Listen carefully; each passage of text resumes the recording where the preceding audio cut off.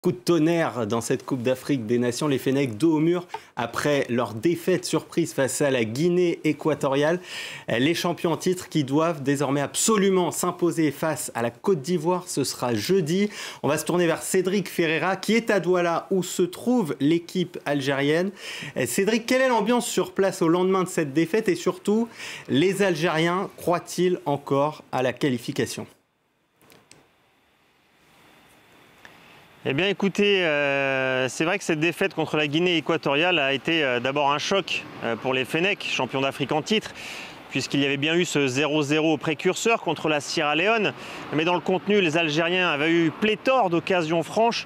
Alors on pouvait mettre ce match nul sur le dos du manque d'efficacité, un cruel manque d'efficacité observé aussi contre la Guinée équatoriale. La grande différence, c'est que là, les Algériens ont encaissé un but et cela a entraîné leur défaite.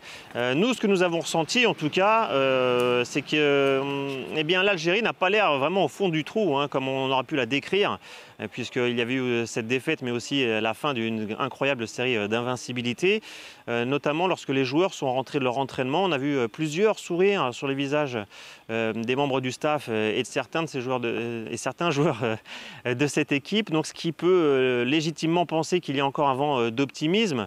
Et finalement, comment on pourrait leur reprocher, puisque si on regarde les choses factuellement, il y a le contenu des matchs, il y a les analyses des uns et des autres. Mais factuellement, l'Algérie, si elle s'impose contre la Côte d'Ivoire, elle sera quasiment en huitième de finale, puisque même dans un scénario pessimiste où l'Algérie finirait troisième de son groupe avec 4 points, elle est quasiment certaine de figurer parmi les meilleurs troisièmes lors du repêchage. Donc cet optimisme, on l'a pu l'observer sur les membres du staff, mais on l'a pu observer aussi cela avec les quelques poignées de supporters que nous avons rencontrés tout à l'heure. Ils se sont rendus devant cet hôtel qui accueille la délégation algérienne. Ils ont chanté, dansé et ils nous ont fait part de leur optimisme pour ce dernier match donc, contre la Côte d'Ivoire et je vous propose de les écouter. Je crois, on n'est jamais aussi fort que dos au mur, qu'au bord du gouffre. Donc là, on n'a pas le choix. Côte d'Ivoire, c'est une équipe qu'on joue souvent. Il y a toujours des beaux matchs, il y a toujours beaucoup de buts. C'est un jeu assez ouvert. Moi, j'y crois, franchement, j'y crois, parce qu'on se dit qu'on gagne, on passe, on gagne pas, on est éliminé, tout simplement. Nous, on a confiance en notre équipe nationale. C'est vrai qu'on a raté beaucoup d'occasions hier, mais qu'on ait gagné le match ou qu'on l'ait perdu, ça n'est pas l'essentiel. L'essentiel, c'est de faire un beau parcours avec en ligne de mire la Coupe du Monde.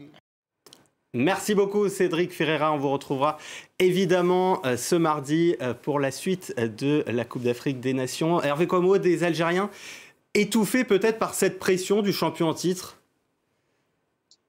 Oui, et puis la pression peut-être aussi de cette longue période d'invincibilité, parce que tout le monde en parlait à chaque match. Est-ce que ce sera les prochains à battre l'Italie? Et donc, je pense peut-être que ça va leur enlever une pression pour aborder le dernier match. Mais bon, c'est un match aussi contre la Côte d'Ivoire, donc peut-être inconsciemment, ils seront déjà au niveau mental plus préparés, parce que je pense qu'ils ont été surpris, parce qu'ils s'attendaient à avoir des confrontations avec des équipes qui leur permettraient de dérouler leur jeu. Donc peut-être qu'il y a ça. Il faudra voir l'état de la pelouse. Et puis bon, on verra si c'est des champions là, parce que s'ils se relèvent, sont des champions. L'avantage, s'ils gagnent, effectivement, ils sont au second tour. Et puis, ce qui est très marrant, c'est qu'on peut avoir Algérie, Cameroun, ou un Côte d'Ivoire, Cameroun, dès les huitièmes de finale. Merci beaucoup Hervé Kouamouo.